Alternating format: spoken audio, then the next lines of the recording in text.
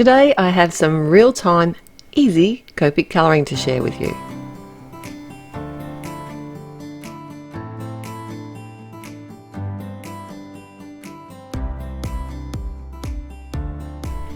Hi, it's Therese from Lostinpaper and I've got some real-time Copic colouring today. I've stamped out this sweet owl with some tuxedo black ink on some 80-pound Nina, and I'm shading it with colouring it with the W's. Starting with the W2, which is going to be my darkest colour here, and adding where I think the shadows are going to be. I'm using a fairly light touch and adding more shade to one side of the image because that's it'll give me kind of a lighter highlight on the image, and that way it doesn't make it look like a circle. You can actually add the same amount of shading on each side, but I think it looks more natural if you add more on one side and less on another, and that will just give you a little bit of an idea of where the light's coming from. Not that it really matters. We're just here having fun, aren't we?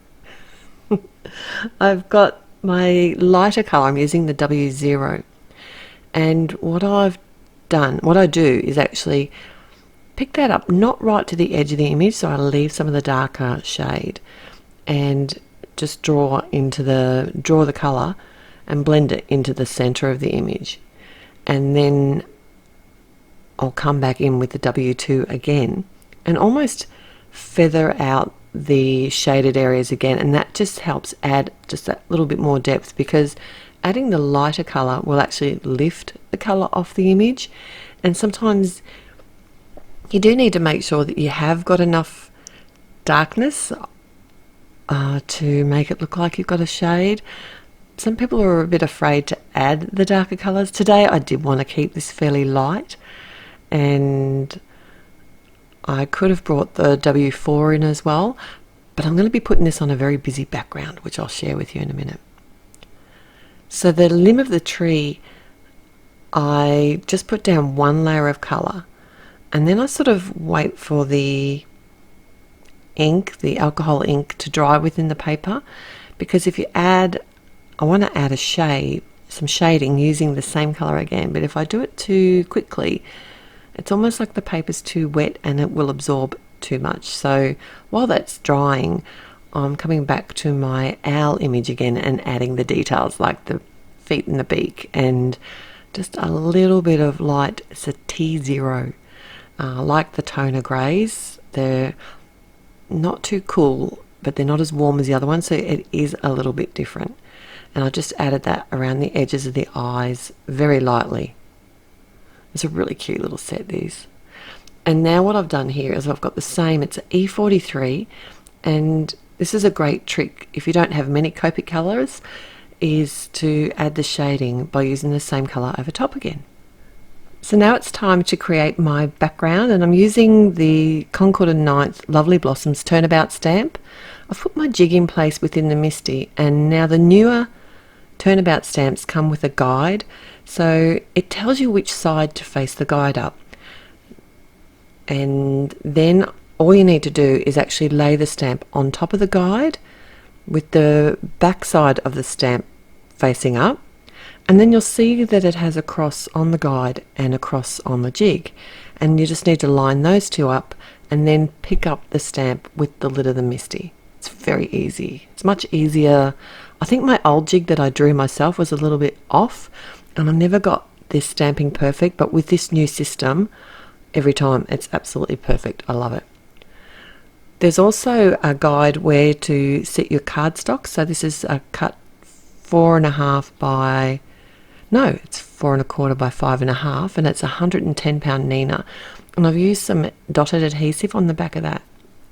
And now I just want to stamp the 4 colours that I've chosen, because I want to do all 4 levels of the turnabout. You can do as little or as many as you want.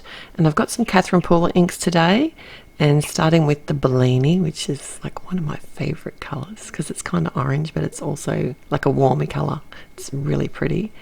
And then I'm just following the instructions on the turnabout. It has numbers up in the corner, so I've gone from number 1 to number 2. I am cleaning my stamp in between. I'm just using a chamois here and adding my second colour, which is the Coral Cabana, another really beautiful colour. The Catherine Paula inks, they're on a foam, so you do have to tap really lightly to add the colour. But because I'm using the Misty, if I do miss an area or I'm not happy with the way it's stamped, I can actually come back in and re-stamp it, so I'm not too stressed about that. And the third colour here is Party Dress, which is a really pretty pink, and my final colour is It's a Girl, and that's a really pale pink, and I think this combo was really sweet together. I was going to add a green, but I changed my mind because I thought the light colour of the owl would look pretty on these colours. So I used my gum eraser to remove the dotted adhesive off the back. If you haven't got one of these, it's one of the best tools you'll ever buy. It's like $2. It's cheap as chips and it'll last you forever. I've cut a rectangle hem stitch, and this is the large one from Spellbinders, and I blame my friend Michelle. I now have two of these. I have the square one and the rectangle one, and I need I think there's a circle one.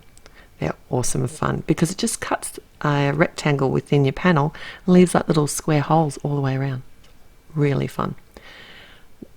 I've created a beach bubble with the Lawn Fawn, A Birdie Told Me stamp and die set, and Stamped a Sentiment from the same Gerda Steiner set, and now I'm adding some hot pink cardstock to the front of a top fold card.